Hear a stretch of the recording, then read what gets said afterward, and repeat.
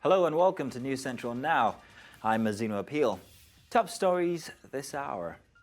Federal government invites Labour to resume new minimum wage talks. Court orders forfeiture of Emefiele's $1.4 million bribery proceeds.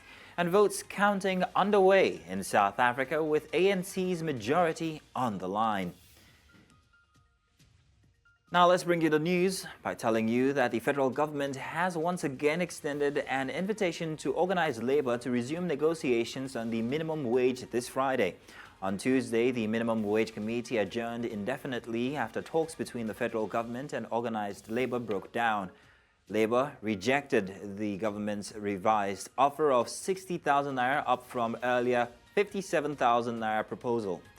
During the meeting, Labour also adjusted its demand, reducing it by 3,000 naira from the 497,000 naira proposed last week, setting the new figure at 494,000 naira. The Minister of State for Labour and Employment, Nkeiruka Onyejeocha, on Wednesday urged organized labour to be considerate and patriotic in their demands during the ongoing negotiations for a new national minimum wage. She acknowledged the complex and multifaceted economic challenges faced by Nigerians, calling for a collective effort from all stakeholders to address them.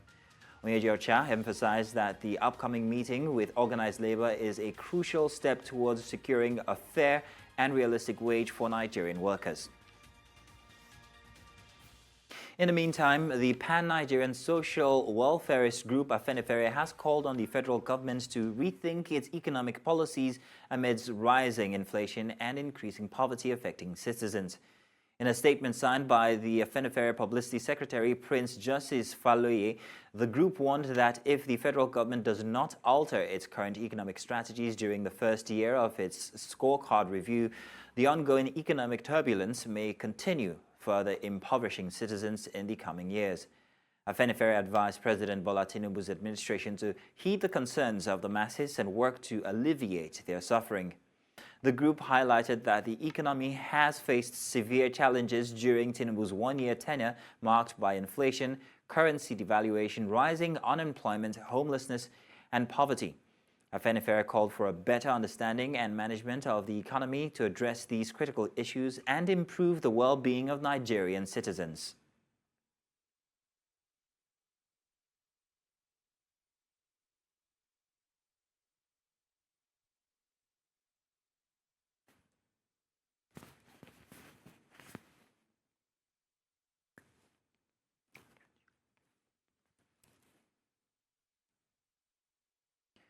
Away from that, Nigeria's parliament has called on citizens to embrace the new national anthem, saying its words will birth a revolution amongst Nigerians.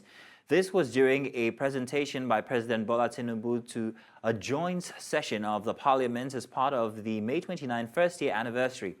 President Tinubu called for more collaborations between the executive arm of government and the legislative arm of government, saying this will help provide the dividends of democracy to citizens. Meanwhile, Nigeria's President Bola Tinubu has commissioned the rehabilitated Abuja Metro Line project and flagged off its commercial operations. President Tinubu, while he commended the FCT administration for the completion of the project, says that it is proof of government's commitments to keeping to its promises to citizens. Ahmedin Uyi reports. The commissioning of the Abuja Metro Line, after 6 years since its terminal was built. In attendance were senior officials, as the project completion marks one of the hallmarks of the current administration's first year in office. Today marks not only the inauguration of the modern transportation system, but also a testament to the power of collaboration and determination in bringing about positive change.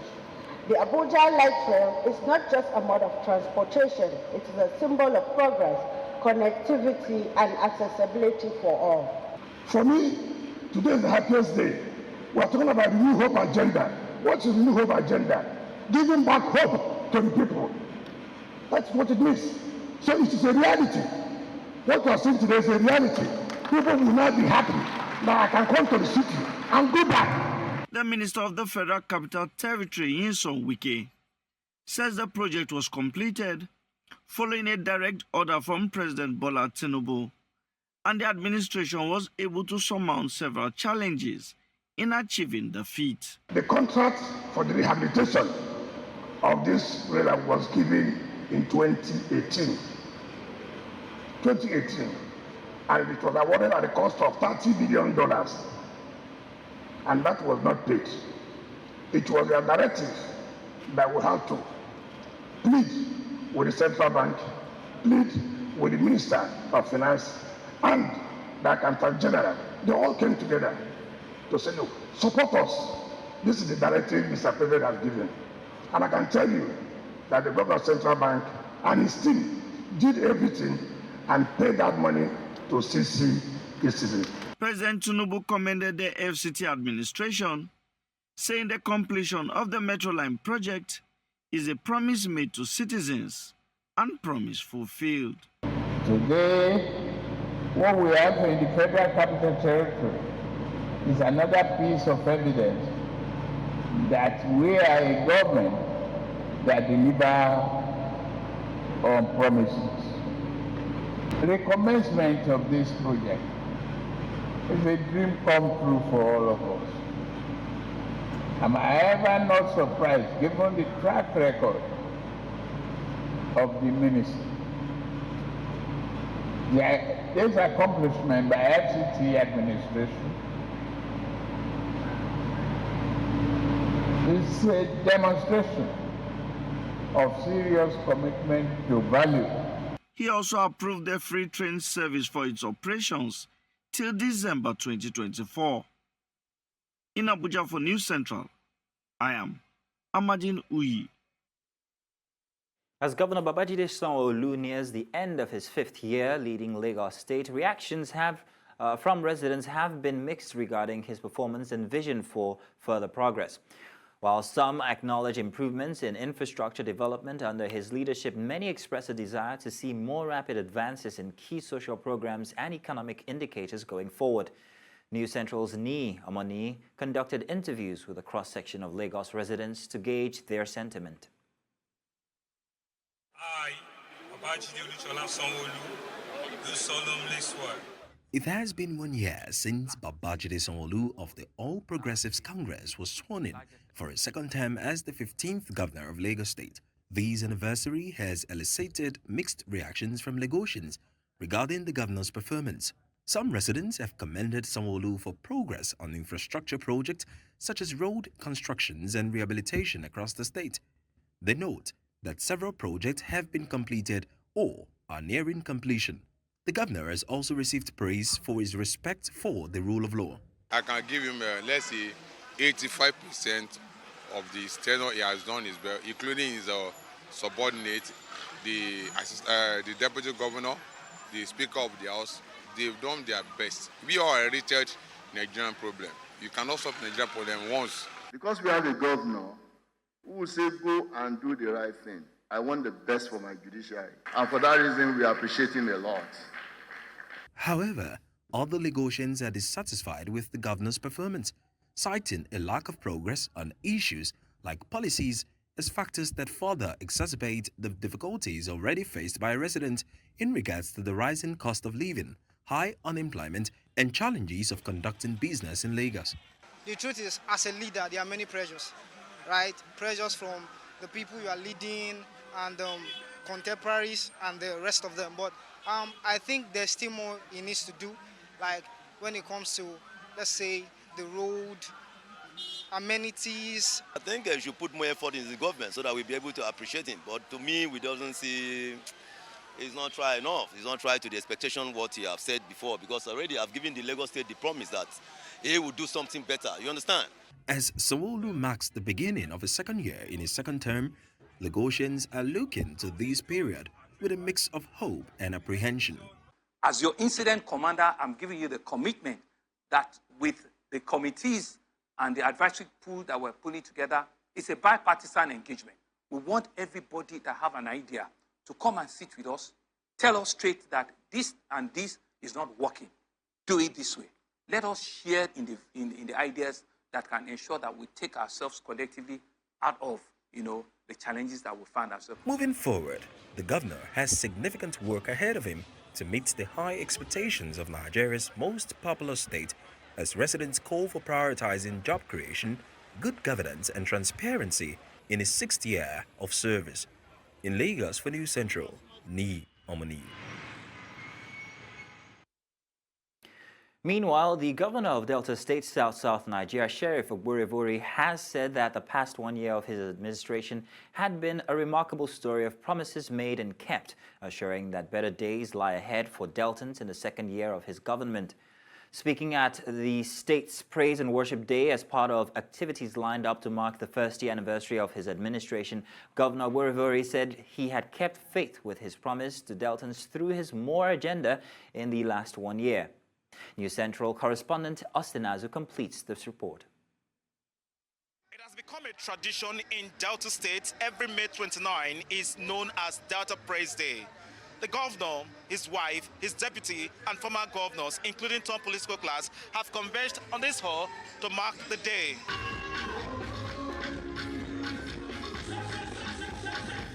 Array of gospel artists from far and near took turn for their performances.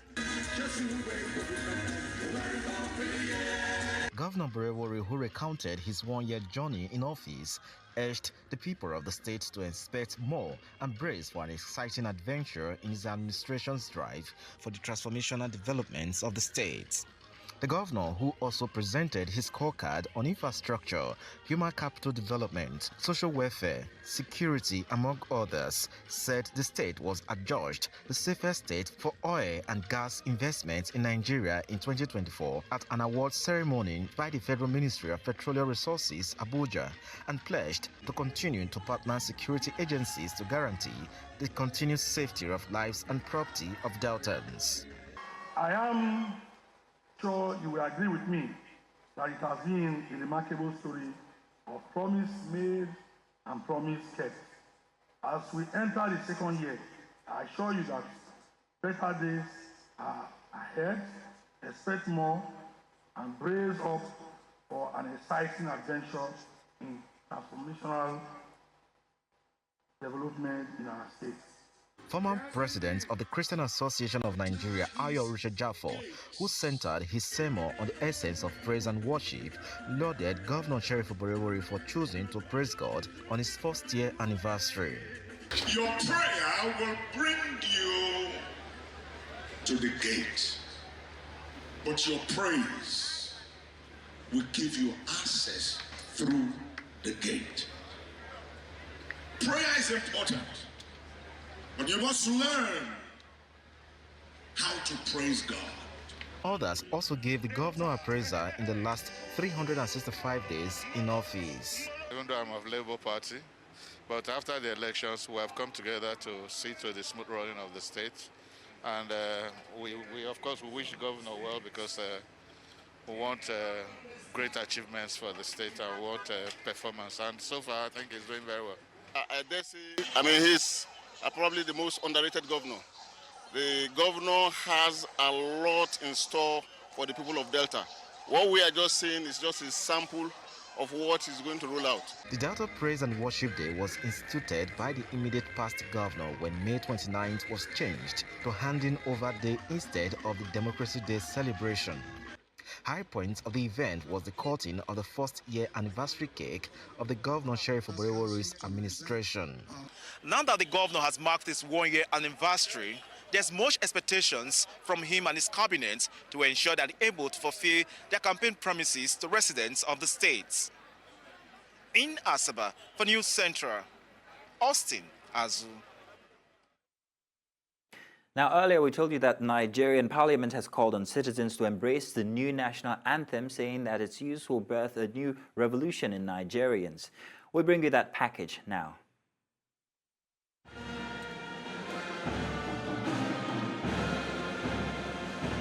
The first time Nigeria's former national anthem is being sung in the nation's parliament. For many lawmakers, it evokes a nostalgic feeling. We must hail Nigeria. And so we are all saying today, Mr. President, Nigeria we hail thee. By the time you sit down, read it line by line, word by word, you will see why it is very, very important for Nigeria to revisit its former national anthem. At this joint session of the Parliament, with the President in attendance as part of the May 29 first year anniversary, the President of the Senate says the new anthem bets a national revolution. There is no better place to commence this revolution of going back to our genealogy than the National Assembly, made of very patriotic, not just representatives, but elected representatives of the people of Nigeria. The voice of the National Assembly is the voice of Nigeria. So we welcome you. President Bola Tinubu thanked the Parliament for support, urging them to cooperate with the executive arm of government to transform the nation. Please continue to collaborate, work together, build our country. We have no other choice. It is our nation. No one, no age, no other institution or personality will help us except we do it ourselves. With the signing of the bill recalling the old national anthem, many will hope its words truly beds a revolution in the minds of citizens. In Abuja for News Central, I am Amadine Uyi. Now let's go on a short break, and when we get back, more news inside the hour. Welcome back. Now, it's been 366 days since Alex Otti took over the mantle of leadership as governor of Abia State. For those 12 months, there have been some highs as well as lows. News Central's Chinwe Ogele reports that the governor has, as part of activities marking his 1 year in office, had a town hall meeting in the 3 senatorial zones of the state and have some projects commissioned. Her report now. Of the administration of Alex Otti as the governor of Abia State, the electorate who gave him overwhelming support at the polls also set agenda for him. 1 year may not be enough time to evaluate the performance of a governor. It is, however, enough time to have a clear idea of the programs and purpose of the government. I am from the other side of Port Harcourt Road by Orata. You should go there now, it's Senator London. He has done marvelously well on the roads, and I commend him for that. The bar that has been set by previous governors is low, so I'm sure he will exceed whatever people have done in the past. There is hope. From what we've seen, the pace of work and the quality of work is very promising. The governor has done marvelously well, beyond our expectation. To give us, he's a game changer, I would say it. And he has given us a road that can compete with the best of the roads in the world. Excellency made a promise, and he said within 1 year, this place will be different, and within 1 year it's different. We have invited you here to be part of the epoch-making commissioning to open this road up for public use. Another important announcement that I would like to make is that we are naming this road from today. From today, this road will be named after a great Nigerian, a great Abia man, a great Ibegu man. His name, General Johnson Thomas Omonakwe Agoyironsi. The Deputy Speaker of Abia State House of Assembly, Austin Okeze, says there has been a relative peace between the executive and legislature in the state against all odds. We've not had any reason to, disagree with the governor in that, regard. And once again, I will give it to his superior reasoning, because we have a governor who understands the working of the government, who understands that it is necessary that the legislature is given its due space to operate. Citizens, however, look forward to a better 2024 laden with human-oriented policies and more dividends of democracy. In Umuahia for News Central, Chinwe Ugili. To security matters now. The Nigeria police force has scored itself high in its efforts to rid the nation of crime and criminality and restore peace to troubled areas. The force public relations officer spoke to newsmen in Abuja, saying that in the last 1 year, several arrests have been made, including neutralizing scores of criminals and mopping up arms and ammunition used for heinous crimes around the country. He says that the police adopted a renewed approach to fighting crime, which produced uncommon results.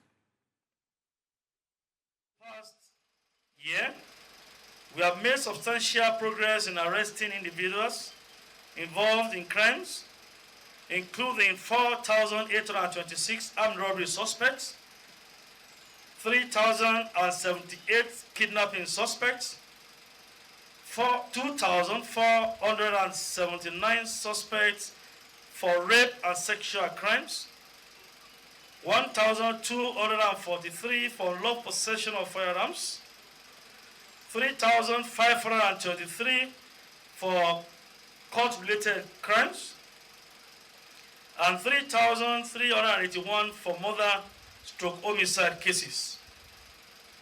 Additionally, 13,382 suspects were arrested for other offenses. We have also rescued 1,763 kidnapped victims and recovered 2,566 firearms. The Federal High Court in Lagos has ordered the interim forfeiture of $1.4 million linked to former Central Bank of Nigeria Governor Godwin Emefiele. On Wednesday, Justice Ayokunle Faji directed the Economic and Financial Crimes Commission to publish the interim forfeiture order in a national newspaper. The judge stated that any interested parties must appear before the court within 14 days to explain why the funds should not be permanently forfeited to the federal government. Following its issuance of the interim forfeiture order, Justice Faji adjourned the case until June 25 for a hearing on the final forfeiture. This ruling comes just days after Justice Yelin Bagoro of the same Federal High Court ordered the interim forfeiture of $4.7 million, 830 million naira, and properties linked to Emefiele on May 23, 2024. Emefiele is currently facing multiple charges, including procurement fraud, unauthorized design of the naira notes, and forgery of former President Muhammadu Buhari's signature to allegedly move funds out of the CBN. And in more news, the Nigeria police force has arrested 25 criminals suspected in connections with various crimes. The police, while parading the suspects at the Special Anti-Robbery Squad office in Abuja, says that the men of the force intelligence response team apprehended the suspected criminals from different locations across the country. He says that those currently being investigated include one-chance operators, kidnappers, and suspects selling weapons to bandits and terrorists. Marvelous Obomanu has details. These weapons belong to some of these suspects being paraded. Some of them were arrested from Zamfara, Kogi, Taraba, Kaduna, including the Federal Capital Territory. Amongst these weapons are 2 AK-47 rifles, one belonging to a police officer who was discharged for losing the weapon, an order from a security personnel, though no information was given about the personnel. This is the rifle snatched from the policeman. Recovered the rifle. The policeman was dismissed because of this, because they value our weapons so much. And like I said, the investigation team is trying to review the case of the dismissed policeman. And I'm sure the Inspector General of Police is passionate. It's a father indeed. He will actually review the case and he will take decisions based on the recommendation of the investigation team. The high point of this event is the parade of a one-chance syndicate that has been operating in Abuja in the last 20 years.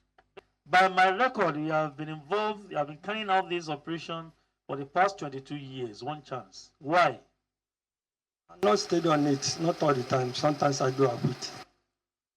So you just open the bag to steal people's property. Yes, sir. And that is all. That's all.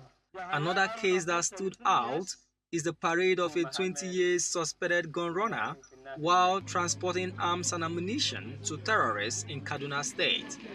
He was freshly arrested on the heels of credible intelligence while trying to transact and supply ammunition to bandit camp in Kaduna. You can imagine where we have 460 live rounds of GPMG live ammunition.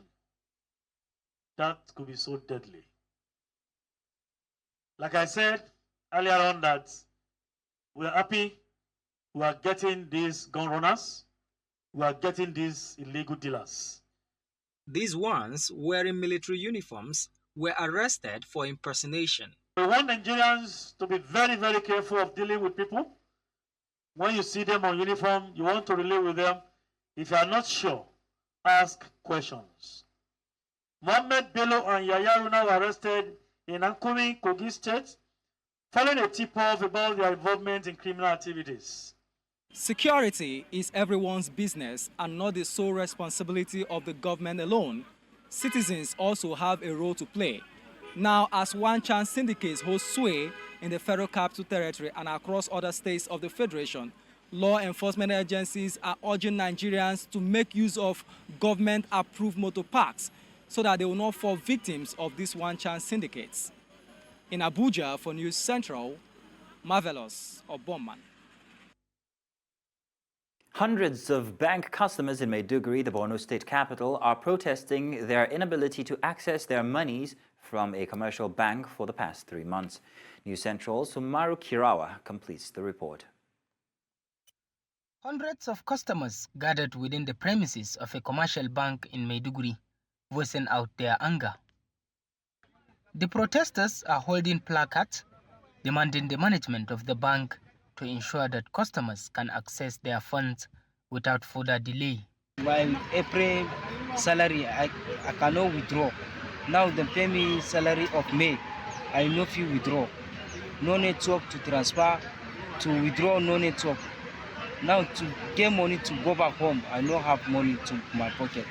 Idan suna son lafiyan jiki su ba mu kudin mu. Idan ba haka ba muna roko mutane Borno State su bi da mu su kai mu wani bank mu je mu yi wani abu a ciki.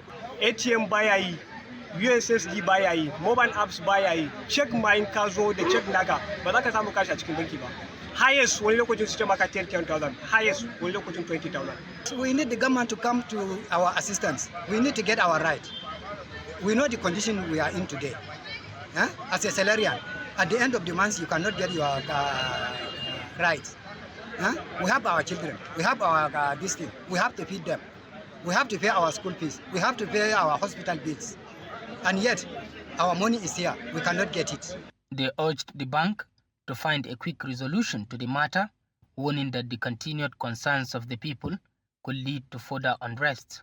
Kintau injiso ya kiso ati branch la suro yerwailan awaka andiro am talaro gnazi nambia palma andiro yende dalla murar nde andiro table payment ne andiya biyaza yanzu abin da muke so a yi a Heritage Bank idan ko su gyara network sake transfer direct ko kuwa mu samu a ba mu transfer zuwa wani banki su ba mu dama mu yi transfer zuwa wani banki mu cire kudin mu idan ba su ba mu transfer zuwa wani banki ba muna so su ba mu kudaden mu bar bankin su. One of the bank customers, Bulama Mustafa, who traveled all the way from Manguno local government area, revealed that he cannot go back to his home due to lack of cash. Effort to speak with the bank management proved abortive as at the time of filing in this report, and the commercial bank is yet to issue an official statement regarding the situation, leaving many customers feeling increasingly desperate and uncertain about the fate of their savings. In Maiduguri for News Central, Umaru Kirawa. Now, as intra-African trade continues to gain more prominence with the African continent free trade agreements, stakeholders in the foreign trade sector have called for improved training for small businesses in Nigeria to enable them to compete with their counterparts abroad. This forms part of the conversation at the 2024 Science of Trade Conference held in Lagos, where small business owners were trained on finance accessibility, trade facilitation, amongst others. News Central's Adeshawa Odushoga reports. As the Nigerian government continues to seek improvement in bilateral trade relations within and outside the continent, it has become apparent to increase awareness and knowledge about trade facilitation among business owners. This is the essence of this Science of Trade Conference, a program designed to empower African entrepreneurs to navigate the complexities of local and international trade and unlock opportunities for growth and success. Many people talk about access to market, but we felt the need to put something together that would help with actionable steps to get into markets. Number one, decongest the whole protocol in terms of the processes for getting into markets within the country, within Africa and internationally.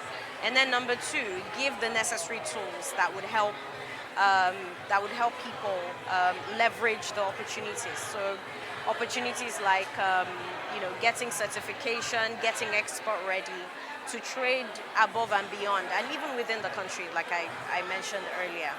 Comprehensive training on export readiness, trade facilitation, digital trade, e-commerce, and the utilization of trade policies were offered to the participants here by stakeholders in the banking sector and experts in the agri-business sector. When we talk about women empowerment, people make a mistake that is loan or financial. That goes a long way, much more than that. It includes the business development, the capacity building, trainings, those supports that are non-financial. And it actually has, I can say it has more weight. Government should invest more on security, helping farmers. They don't need to expend their little income in providing their own security. They feel safe going to the farm early in the morning and coming back safely and selling their products without fear of being kidnapped or what have you.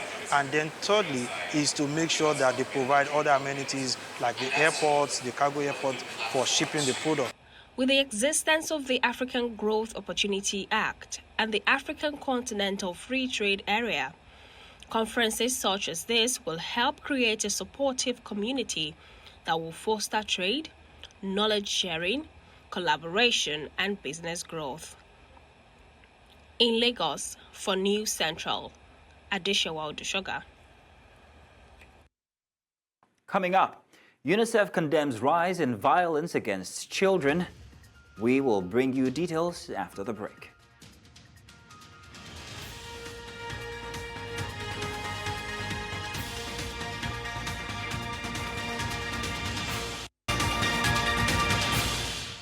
Now, ballot counting is currently underway in South Africa following a historic election that could potentially end the African National Congress' 30-year unchallenged majority.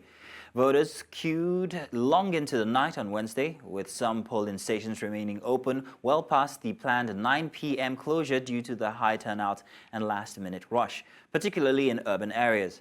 Counting commenced immediately after polls closed, and while the final results are not expected before the weekend, analysts are already examining turnout figures and partial results to gauge whether the ruling ANC will lose its overall parliamentary majority for the first time since coming to power in 1994. Political analysts say if President Cyril Ramaphosa's party falls below the crucial 50% mark, he will need to seek coalition partners to be re-elected by Parliament and form a new government. Now, to talk more on this, I am joined by political analyst Asanda Ngwasheng in South Africa. Asanda, you're welcome. Good morning, and thank you for having me. Good morning. Now, tell us what the initial reactions from voters and political analysts about the high turnout and long queues at the polling stations are saying. Well, a number of people were surprised that there were so many people who went out to vote. But, it's not surprising because South Africans have been calling for change, some saying they want the African National Congress out, while others have been saying they want the Democratic Alliance out, which is in the Western Cape, and they wanted it out because it supported Israel, while the majority of South Africa supported Palestine because of our apartheid history. Okay, so does this high turnout point to the fact that most South Africans are perhaps maybe disenfranchised or just tired of the ruling ANC party currently? What does this say exactly for the South African political scene currently? Well, I see it as more than just the ANC, but rather that people are tired of the incumbent and, those who have been in power across the board. That's why I mentioned both the ANC and the Democratic Alliance. And I think that, people have seen widespread corruption. They have seen, the high unemployment rate that South Africa has, including people who have degrees. And these are the things that have pushed especially young people to go out and vote in larger numbers than we've seen since about 1994. Okay, we've seen plenty of international observers there in South Africa, including our very own former president here in Nigeria, Goodluck Jonathan. But what measures are being taken to ensure the transparency and accuracy of the vote counting process, given the extended polling hours? Well, South Africa has a system that we've been following since 1994, which is that votes, each voting station has party agents whose role is to make sure that, there isn't any vote rigging by any political party. And then we also have electoral observers, both national, regional, and international, at each polling station. And so at any given point, it's not only IEC people who are doing the counting, but you've got party agents who are also there to make sure that the counting is done correctly and that what is actually displayed as a final tally is the true reflection of what the people actually voted for.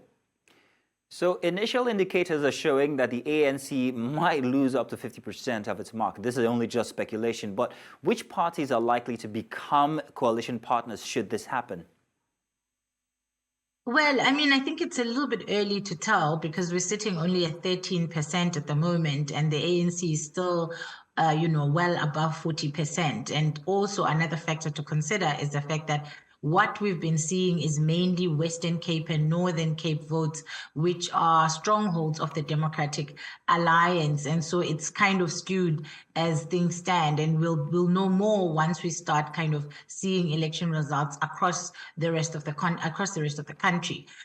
In terms of a potential coalition, I think that the ANC might end up in a coalition with the EFF and, the MK, if indeed it does end up getting less than 50% in the final tally. One of the biggest issues is that, the opposition parties up until now, when we saw the high turnout, have been unable to get South Africans to take that anger and channel it towards a vote against the ANC rather than either continuing to vote for the same ANC or staying at home. And so it's going to be interesting to see how many of the people who got up to vote were doing it to remove the ANC or potentially to remove the DA in the Western Cape, and how many of them were doing it to actually make sure that the ANC retains power. Because what we saw is that the entry of former President Jacob Zuma with the MK also has revived some people's interest in going to defend the ANC, and there is also potential that the MK itself, which is run by the former president of the ANC, Jacob Zuma, might actually end up cancelling out the IFP, which is a political party that was popular in KZN and in fact was the third largest political party in 1994, mainly in KZN. Well, thank you very much then, Asanda Ngwasheng, there in Cape Town, South Africa, for joining us here this morning on our news. Thank you very much. Thank you. Now let's do a very short break. We've got more news coming your way before the end of the hour. You're welcome back. Now, UNICEF has condemned a distressing 70% rise in grave violence against children in Mali, Burkina Faso, and Niger, countries severely affected by jihadist and also armed group activities. The three Sahel states, all under military rule following coups since 2020, are engulfed in clashes involving jihadists, community militia, bandits, regular armies, and their auxiliaries. This has left civilians, especially children, vulnerable to escalating violence. UNICEF Regional Director for West and Central Africa, Giles Fagnino, revealed the shocking increase on Wednesday. He reported that in the last 3 months of 2023, grave violations against children in the Central Sahel surged by over 70% compared to the previous quarter. Fagnino highlighted that the majority of these cases involved the recruitment and use of children by armed groups, as well as instances of killing and maiming. This surge in violence is further worsened by extreme poverty, acute food insecurity, and deep political crisis in the region.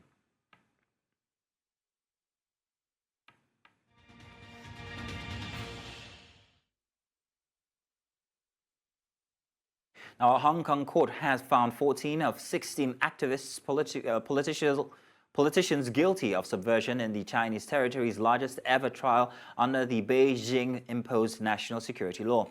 The judges delegated to hear cases brought under the 2020 security law, which does not allow jury trials, shared the reasoning for their decision in a 319-page document posted online. The group was among 47 people, including some of Hong Kong's most prominent supporters of democracy, charged over an unofficial 2020 primary to choose the Democracy Camp's candidates for a Legislative Council election that was later postponed. We've been waiting for this day for over 3 years. I feel very sad that so many people have been locked up for so long. The day has come. I have come to support them, and I hope the courts in Hong Kong will prove that there is one country, two systems. The court is independent, it's just and fair. So I just go in to support them. 實都好難過啊，係啊，佢哋冇啊，佢哋真係完全佢個目的就係為咗民主，為咗真民主嘅啫。最初嗰時我哋喺入邊示威㗎，而家越逼越遠啊！